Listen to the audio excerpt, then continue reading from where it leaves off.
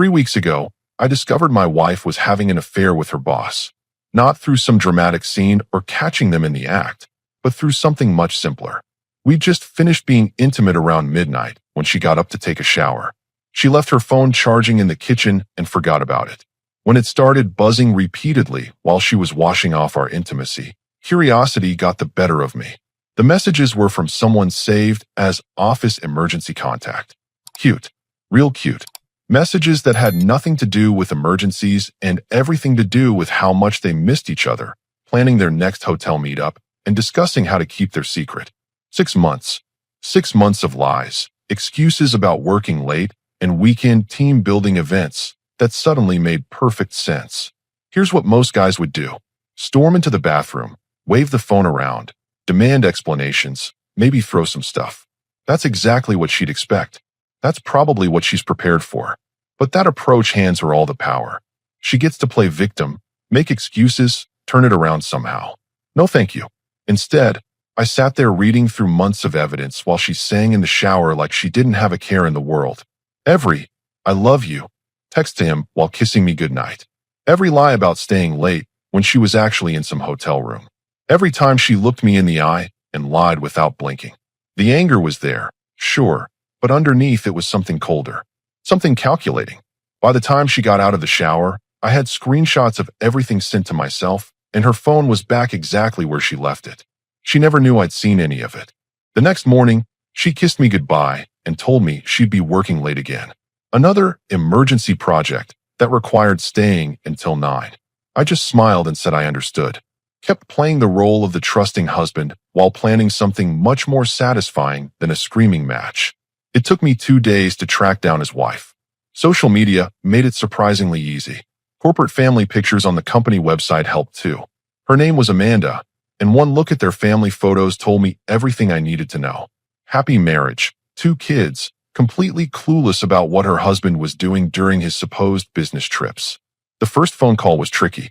How do you tell a complete stranger that her husband is cheating? Start with facts, not emotions. I introduced myself, explained the connection, and simply asked if she'd noticed any changes in his behavior lately. The long pause told me she had. Those weekend trips that started 6 months ago. The late-night texting he claimed was work-related. The sudden interest in staying fit and updating his wardrobe. She'd been noticing the signs, but trying to convince herself there was an innocent explanation. There always is, until there isn't. When I offered to send her the screenshots, she agreed immediately. 20 minutes later, my phone rang. She'd gone through everything twice. Her voice was shaky but determined when she said she wanted to help me confront them both. The plan we came up with was beautifully simple. She would come to my house at exactly 6:30 on Friday evening. My wife always got home by 6 on Fridays, her actual end-of-week routine when she wasn't busy destroying our marriage. Amanda would walk in with me, and we'd let the situation unfold naturally. What if she denies everything? Amanda asked during our planning call. She will, I told her. That's why you're going to have your own evidence ready. Your husband's phone records, the hotel receipts you found, everything. Let her dig her hole deeper before we bury her in facts. Friday arrived with perfect timing. My wife got home at 5:55, earlier than usual. She was in a good mood, probably because she thought she was successfully juggling 2 relationships without either of us knowing. She even suggested we order takeout and watch a movie. Quality time with the husband while she texted her boyfriend. At 6:25, I told her I was expecting someone to stop by briefly. A work contact who needed to pick up some documents. Nothing unusual about that. She barely looked up from her phone, probably texting him about their weekend plans. When Amanda's car pulled into the driveway at exactly 6:30, I felt that cold satisfaction settle in my chest. No anger, no nerves, just the calm that comes with being completely prepared. My wife was about to learn that actions have consequences, and sometimes those consequences arrive at your front door. I walked outside to meet Amanda, and we exchanged a brief nod. She looked nervous but determined. We'd rehearsed this moment, but the actual execution would depend on my wife's reactions. Amanda was attractive, well-dressed, and looked exactly like someone who might have legitimate business with me. Perfect. Ready for this? I asked quietly as we approached the front door. More than ready, she replied. He's been lying to me for months. Time for some truth. I opened the front door and called out casually. Honey, My colleague is here. Then I walked into the living room with Amanda right beside me. My wife looked up from her phone, and I watched her face change in real time. First confusion, then alarm, then barely controlled panic. She clearly wasn't expecting me to bring home another woman, especially not one who looked like she belonged in the same social circles. "Who is this?" she demanded, standing up quickly and crossing her arms. The defensive posture kicked in immediately. I smiled, enjoying the moment more than I probably should have. "This is Amanda. She's been wanting to meet you for quite some time now." My wife's eyes darted between us, her mind clearly racing through possibilities. None of them good. Meet me? Why would she want to meet me? Amanda stepped forward slightly, her own smile sharp and knowing. "Because my husband talks about you constantly. All those late-night conversations you two have been having." The color drained from my wife's face so fast I thought she might actually faint. Her mouth opened and closed twice before any sound came out. "I don't know what you're talking about," she finally managed, but her voice cracked on every word. That's when I delivered the line I'd been rehearsing for 3 weeks. "Actually, honey, you do. Amanda is your boss's wife, and she's very interested in discussing those midnight text messages you've been sending her husband." The silence that followed my words was deafening. My wife stood frozen, staring at Amanda like she was seeing a ghost. Her phone slipped from her hand and hit the floor with a sharp crack. For someone who'd been so confident in her lies, she sure fell apart quickly when faced with the truth. "Your boss's wife?" she repeated slowly, like saying it out loud might make it less true. "That's impossible. You don't know anything about my work." Amanda laughed, but there wasn't any humor in it. "Actually, I know quite a bit about your work, especially the overtime you've been putting in with my husband." My wife's defensive walls went up immediately. "I have no idea what you're implying, but this is ridiculous." "Honey," she turned to me desperately. "Tell this woman she's mistaken. Tell her you don't believe whatever crazy story she's telling you." I leaned against the doorframe, completely relaxed. Why would I tell her that? She's not the one who's been lying for 6 months. 6 months. My wife's voice jumped an octave. "What are you talking about? I haven't been lying about anything." Amanda pulled out her phone and started scrolling. "Really? Because according to my husband's phone records, you two have been texting each other an average of 47 times per day, most of them after 10 p.m. "Those are work messages," my wife said quickly. "Too quickly. Sometimes projects require communication outside normal hours. Projects like room 237 at the Marriott last Tuesday." Amanda's voice was ice cold. "Because that's exactly what he told me he was doing. Working on a project." The look on my wife's face was priceless. Pure panic mixed with the dawning realization that she'd been caught in a web of lies that was collapsing around her. She looked between Amanda and me like a trapped animal. "That's not what happened," she stammered. "You're taking things out of context. Business meetings sometimes happen in hotels. It's completely normal." I finally pushed off from the doorframe and walked closer. "Business meetings at midnight? Because that's when you texted him Tuesday night. From the hotel parking lot. Something about how much you enjoyed your private meeting." Her face went white. "You went through my phone?" "I didn't have to. Amanda was kind enough to share your messages from her husband's phone. Want to hear some of your greatest hits?" Amanda didn't wait for permission. She started reading directly from her screen. "Tuesday, 11:47 p.m. Can't stop thinking about tonight. You drive me crazy. Wednesday, 12:15 a.m. Wish I could stay over instead of going home to him. Thursday, 10:30 p.m. 2 more days until we can be alone again." With each message, my wife seemed to shrink smaller. Her elaborate lies were crumbling in real time, and there was nowhere left to hide. "Stop," she whispered. "Just stop." "Why?" I asked, getting uncomfortable hearing your own words. "There's more. So much more." She turned to me with tears starting to form. "You don't understand. It's not what you think. It's complicated." "Complicated?" Amanda's voice was sharp. "You mean like how you told my husband you were thinking about leaving your marriage? Or how you two discussed what it would be like to move in together?" That hit my wife like a physical blow. She actually staggered backward and had to catch herself on the arm of the couch. "He told you that?" "He didn't tell me anything," Amanda said. "I read it. All of it. Every plan you two made behind our backs. Every lie you told to cover your tracks. Every time you laughed about how clueless we were." My wife looked at me desperately. "You have to believe me. I never said those things." She's twisting everything around. I pulled out my own phone and opened the screenshots I'd taken weeks ago. Really? Because I have the same conversations right here. Word for word. Should I start reading too? Where did you get those? Her voice was barely a whisper now. From your phone. 3 weeks ago. Right after we made love and you went a shower. Your boyfriend couldn't wait until morning to tell you how much he missed you. The timing hit her like a sledgehammer. She remembered that night perfectly. The intimate moment we'd shared followed immediately by her betrayal. She slumped onto the couch, finally understanding that every move she'd made had been discovered and documented. How long have you known? She asked quietly. Long enough to watch you lie to my face every single day since. Long enough to see you plan weekend getaways with him while kissing me goodnight. Long enough to realize that every I love you said to me was just practice for when you said it to him. Amanda put her phone away and looked at my wife with pure disgust. My husband thinks he's been so clever. Thinks I don't notice when he comes home smelling like your perfume. Thinks I'm too stupid to question why he suddenly needs to work weekends. It wasn't supposed to happen like this, my wife said, looking between us. It just developed over time. We tried to fight it. You tried to fight it? I couldn't help but laugh.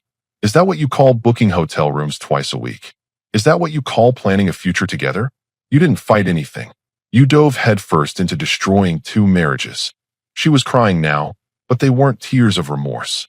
They were tears of someone who'd been caught and was facing consequences for the first time. What do you want from me? What's this all about? Amanda and I exchanged a look. This was the moment we'd planned for. This is about truth, I said. This is about both of us being done with lies and secrets and being treated like fools. This is about you facing exactly what you've done. And this is about ending this fantasy you've been living, Amanda added. Because it ends tonight. All of it. My wife wiped her eyes and suddenly her whole demeanor shifted. The tears stopped, her shoulders straightened, and that familiar defensive attitude kicked in. I'd seen this transformation before during arguments, but never when she was this cornered. Fine, she said, her voice steadier now. Yes, we've been seeing each other, but it's not some sordid affair like you're making it sound. We have genuine feelings for each other.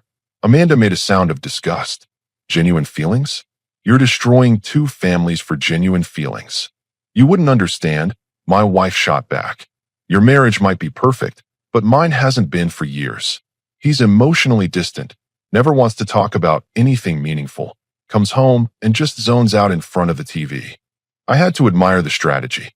When caught red-handed, immediately make it the betrayed husband's fault. Classic deflection technique. Too bad I was ready for it. Emotionally distant. I said calmly, is that what you call the weekend trips I planned for us? The date nights I suggested that you said you were too tired for? The conversations I tried to start that you said could wait because you were texting someone more important? She faltered for a second, but recovered quickly. That's exactly what I mean. You think planning a weekend trip fixes everything. You never actually listen when I try to tell you what's wrong. When did you try to tell me what was wrong? Before or after you started sleeping with your boss? It's not about the timeline, she snapped. It's about years of feeling disconnected and alone in this marriage. Amanda had been listening to this exchange with growing irritation. Feeling alone? So your solution was to make sure I felt alone too?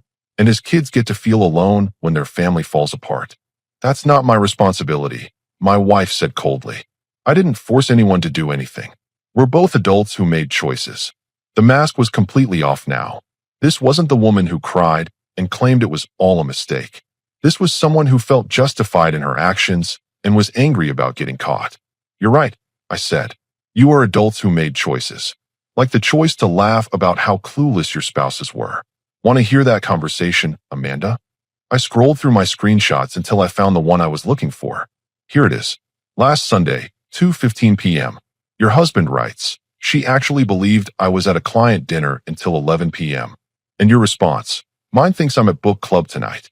Sometimes I wonder if they're really this naive or just don't care enough to question anything. Amanda's hands clenched into fists. You called me naive? While I was home taking care of our children. I was venting, my wife said defensively. Everyone complains about their spouse sometimes. Venting. I couldn't believe what I was hearing. You were making plans to move in together while mocking us for trusting you. That's not venting, that's calculating. It wasn't like that, she insisted, but her voice lacked conviction now. Amanda pulled up another message on her phone. Really? Because on March 15th, you told my husband, and I quote, We should start looking at apartments together. Somewhere neither of them would think to look for us. That sounds pretty calculating to me. My wife's face flushed red. We were just talking about hypotheticals. We never actually made any concrete plans. Hypotheticals. I laughed harshly. You picked out neighborhoods. You discussed lease terms.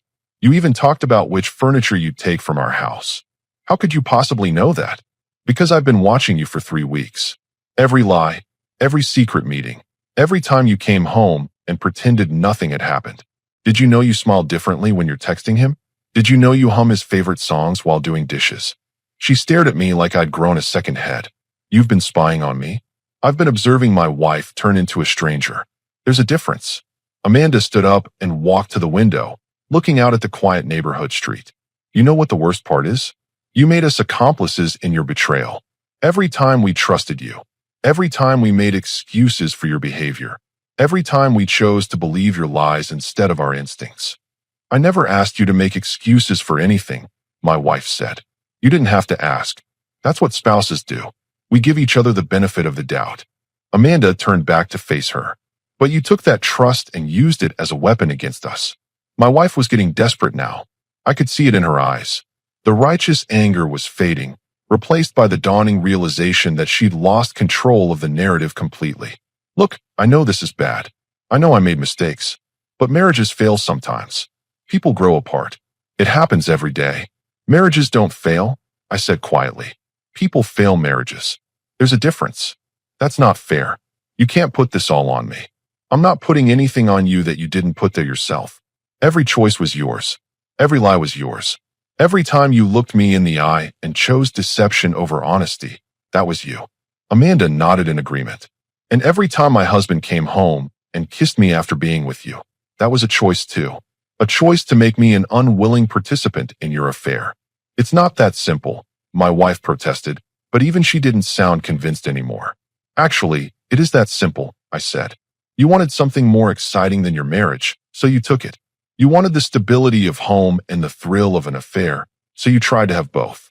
You wanted to keep all your options open, so you lied to everyone involved. She slumped back into the couch, finally running out of justifications and deflections. So what happens now? What's this whole confrontation supposed to accomplish? I looked at Amanda, who nodded slightly. This was the moment we'd been building toward. Now you get to experience consequences, I said. Something you've been avoiding for 6 months. The word consequences hung in the air like a threat. My wife's eyes darted between Amanda and me, trying to gauge just how bad this was about to get for her. What kind of consequences? She asked, and I could hear the fear creeping back into her voice. I pulled out a manila folder I'd left on the kitchen counter earlier. The kind that happened when someone spends 6 months documenting their own destruction. Her eyes fixed on the folder like it was a snake about to strike.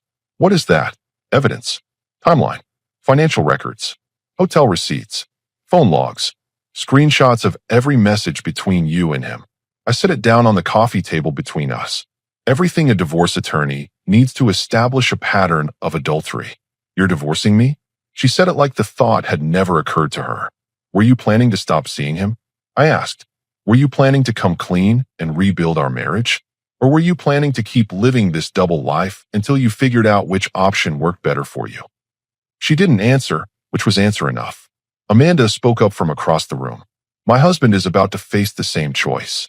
Except he won't get to choose. I filed for divorce this morning. My wife's head snapped toward Amanda. This morning? But you just found out about this. I found out about this 3 days ago, Amanda corrected. I've spent the last 3 days consulting with attorneys, securing financial documents, and making sure our children's interests are protected. Unlike some people, I don't waste time on denial when I'm faced with evidence. 3 days. My wife looked at me accusingly. You've been planning this for 3 days? I've been planning this for 3 weeks, I said. Ever since I discovered what you've been doing. Ever since I realized that every day I spent hoping you'd come clean was another day you spent lying to my face. She stood up abruptly and started pacing. This is insane. You can't just end a marriage over this. We can work through it. People do it all the time. Work through what exactly? I asked. Your affair? Your lies? Your complete lack of remorse? Your willingness to blame me for your choices? I can change. I can stop seeing him. We can go to counseling. Amanda laughed bitterly. You mean the same counseling you told my husband was pointless? The same counseling you said was just a way for guilty spouses to avoid real consequences. My wife went pale. He told you about that conversation? He didn't tell me. I read it. Right here in black and white. Amanda held up her phone.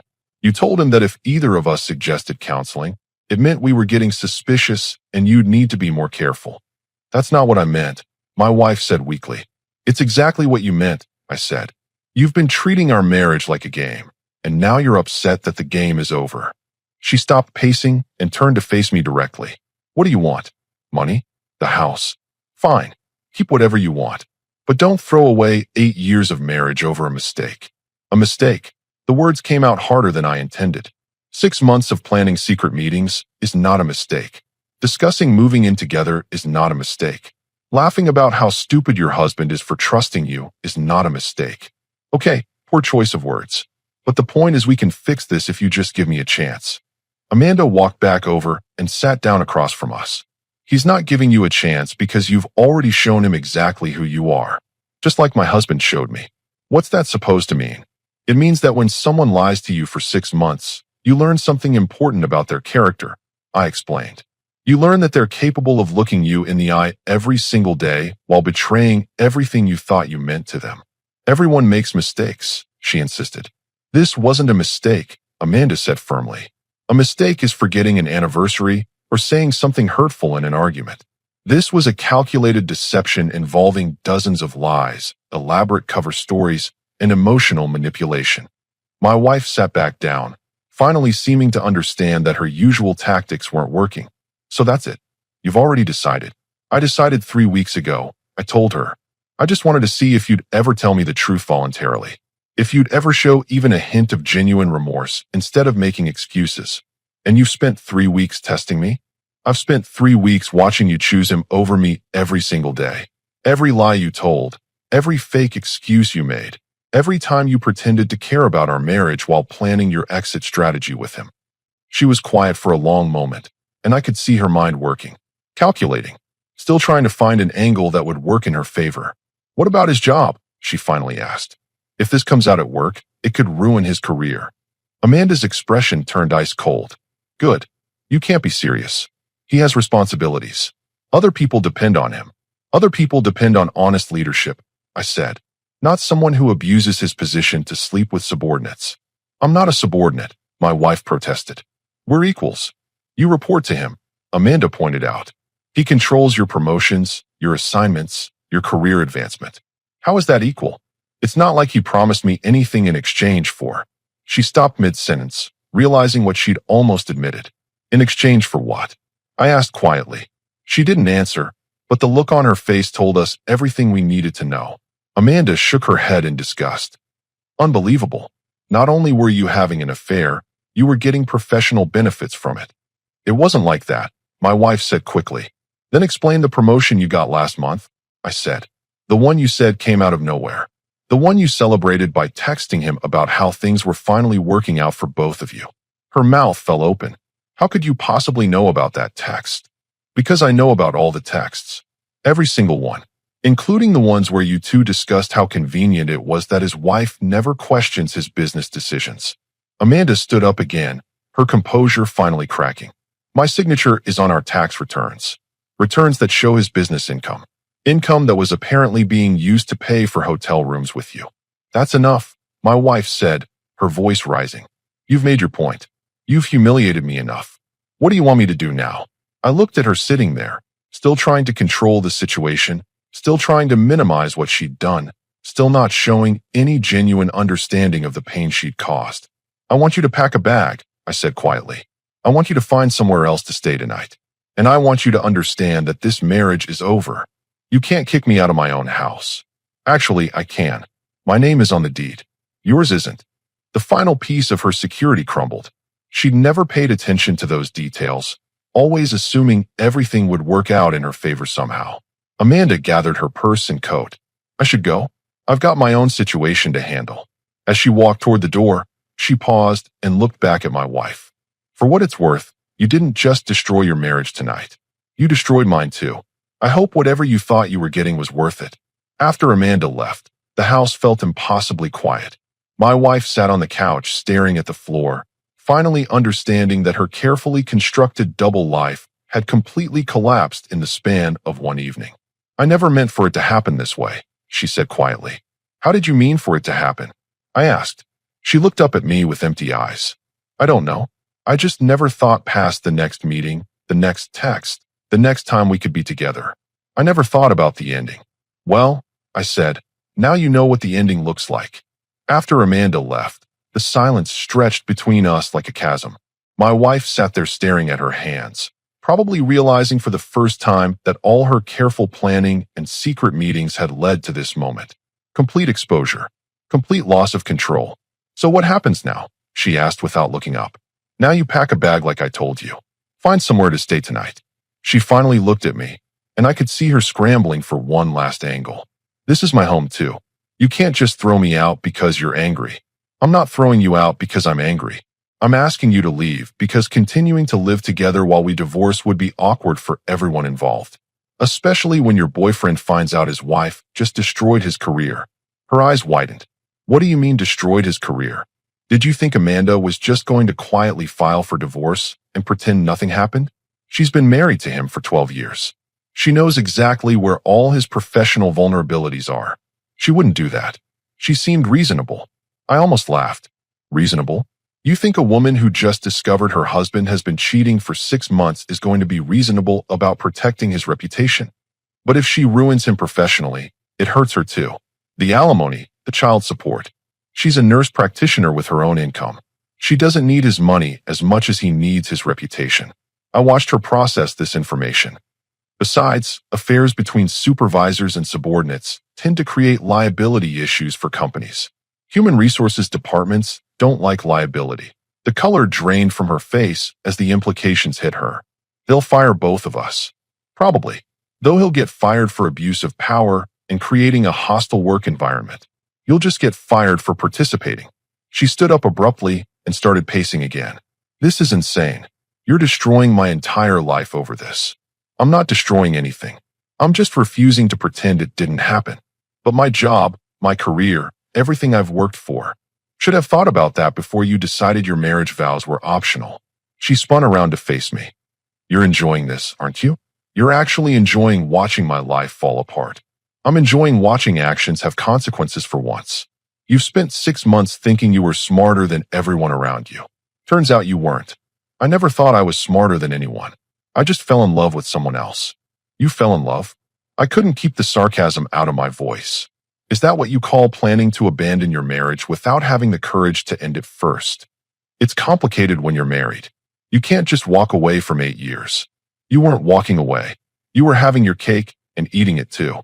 Stable home life with me, exciting affair with him, and both of us paying the bills for your double life. She stopped pacing and looked at me with something that might have been genuine emotion for the first time all evening. Do you really hate me this much? I don't hate you at all. That's probably the saddest part of this whole thing. I should hate you, but I just feel sorry for you. Sorry for me? Sorry that you threw away something genuine for something that was never going to last. Sorry that you chose lies over truth, excitement over stability, and selfishness over love. How do you know it wasn't going to last? Because it was built on deception from day one. Because he was willing to cheat on his wife, which means he'd be willing to cheat on you. Because you were willing to cheat on your husband, which means you'd be willing to cheat on him. She sat back down heavily. That's not true. What we have is different. What you have is shared guilt and the thrill of getting away with something. Take away the secrecy and the forbidden nature of it, and what's left? Love is left. Love doesn't lie to people for 6 months. Love doesn't mock the trust of innocent people. Love doesn't destroy families for personal satisfaction. Her phone buzzed on the floor where she dropped it earlier. She looked at it, but didn't pick it up. Aren't you going to check that? Might be your boyfriend wondering why you haven't texted him tonight. Stop calling him that. What should I call him? Your business partner? Your future roommate? Your co-conspirator? The phone buzzed again. And again. He's probably wondering where you are, I said. Probably expecting his usual midnight update about how your day went. What are you going to tell him about tonight? I don't know, she whispered. Maybe you should start with the truth. Tell him his wife knows everything. Tell him she's already filed for divorce. Tell him HR is probably going to get very interested in your working relationship. You think this is funny? I think it's justice. I think you both got exactly what you deserved. Her phone buzzed a fourth time. She finally picked it up and read the messages. I watched her face change as she realized he had no idea what had just happened to his carefully ordered life. He doesn't know, she said quietly. Know what? That she knows. That any of this happened tonight. He thinks everything is still normal. Well, tomorrow's going to be quite a wake-up call for him. She looked at me with something approaching panic. What if I don't tell him? What if I just disappear for a while until this blows over? Blows over. I couldn't believe what I was hearing. You think this is going to blow over? Maybe if we stop seeing each other, if we both work to save our marriages. Your marriage is over. His marriage is over. Your jobs are probably over. There's nothing to save anymore. There has to be something. Some way to fix this. I looked at her sitting there, still trying to find an escape route from the consequences of her own choices, and felt something that might have been pity. The way to fix this was to not do it in the first place. The way to fix this was to talk to me when you started feeling disconnected instead of finding someone else to connect with. The way to fix this was to end our marriage honorably instead of destroying it dishonorably. I can't go back and change what happened. No, you can't. But you can stop making it worse. How am I making it worse? By still trying to control the outcome. By still trying to manage the situation instead of accepting responsibility for it. She was quiet for a long time, staring at her phone as it buzzed with increasingly urgent messages from him. What am I supposed to do now? She finally asked. Pack a bag. Find somewhere to stay. Call a lawyer. Start dealing with the reality of what your choices have cost you. And then what? And then you figure out how to rebuild your life based on truth instead of lies. You figure out how to be the kind of person who deserves trust instead of the kind who betrays it.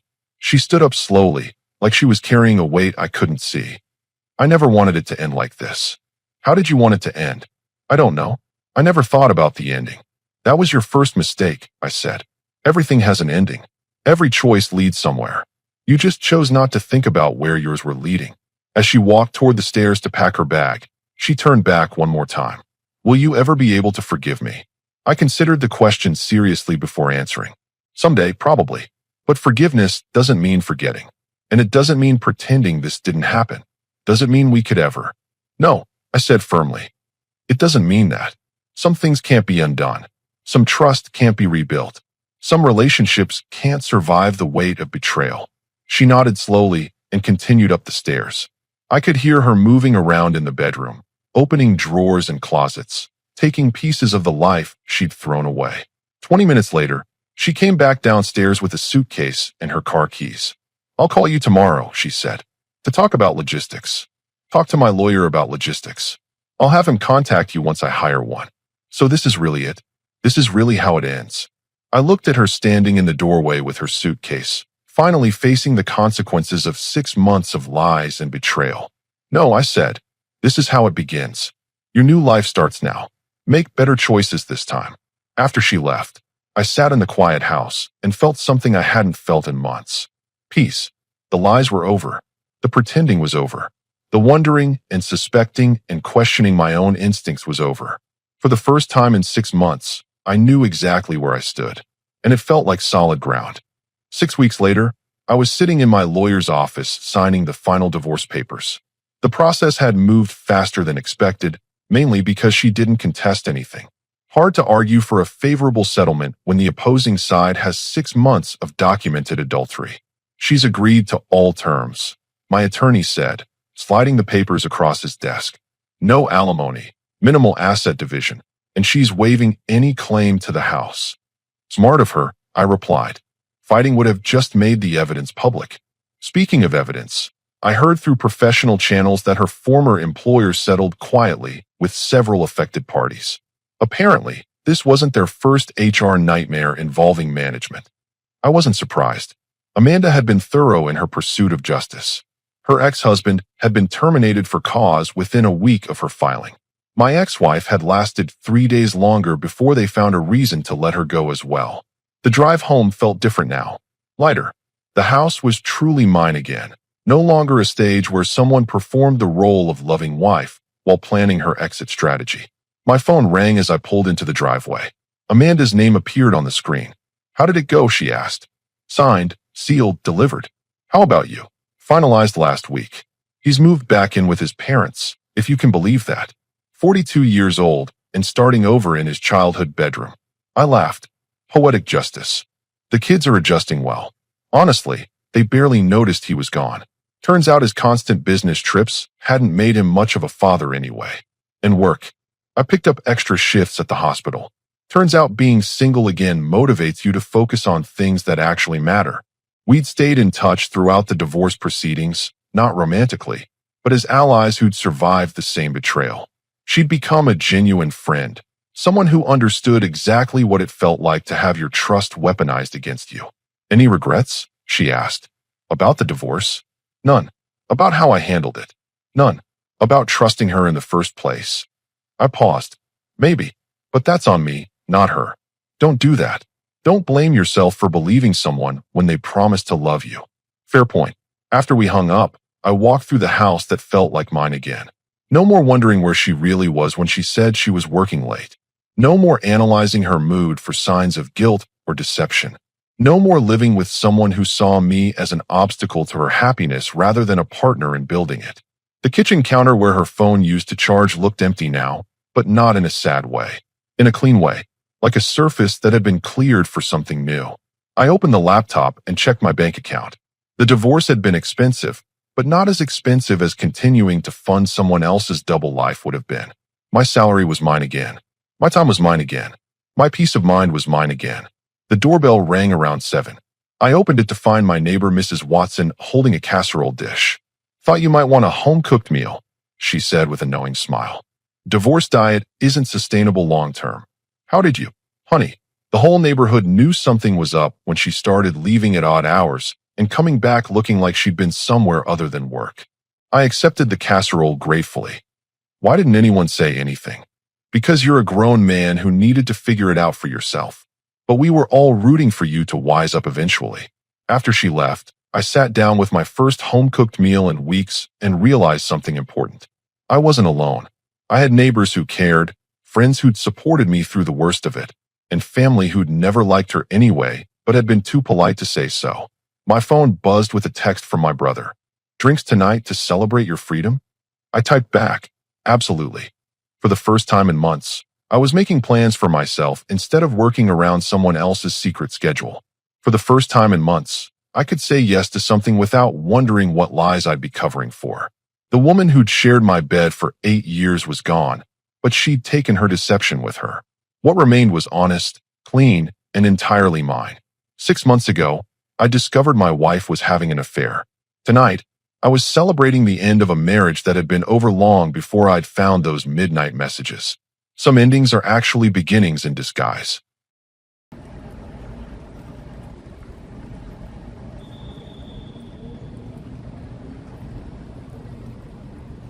밥 좀 시키겠습니다.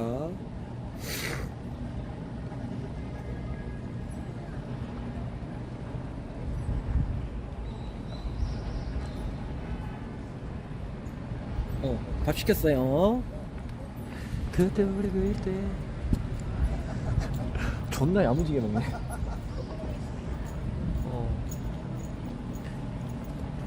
와 근데 이게 햇빛에 원래 핸드폰 안 보이는 게 정상이죠. 예. 햇빛 세니까 햇빛 비추니까 뭐야 핸드폰이 잘 안 보이네. 채팅창이. 이거 뭐예요 이거? 빵이야 이거 뭐야? 스펀지 같은데 아닌가? 빵인가? 생긴 거 비주얼은 거의 뭐 스펀지인데 급이.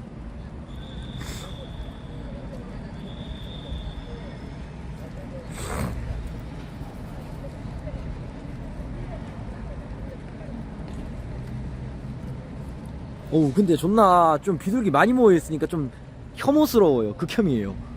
비둘기 존나 많이 모여있으니까 혐오스러워. 혐오적이야.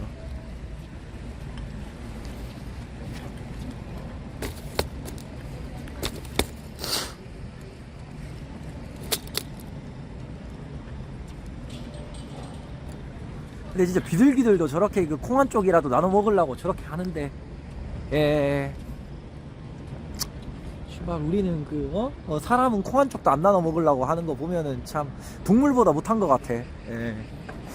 안 그래요?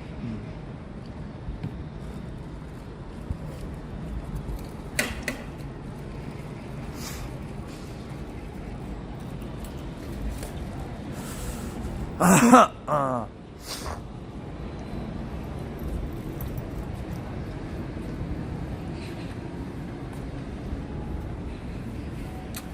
야, 근데 과연, 예, 백종원은 구속이 될까요? 나 갑자기 드는 생각인데, 예, 백종원은 구속이 될까? 예.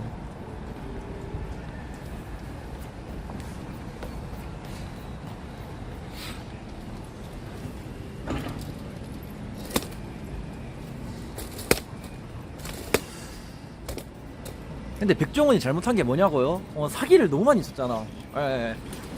원산지, 원산지 속였지. 예, 원산지 표시를 속이면 안 되잖아, 원래. 원산지 표시 속였지. 또 거기에다가 또,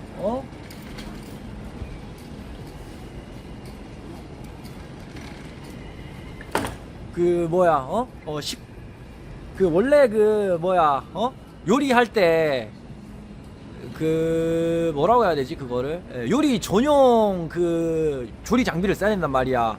예. 근데 요리 전용 장비, 요리 전용, 예, 장비도 안 썼어. 예, 그런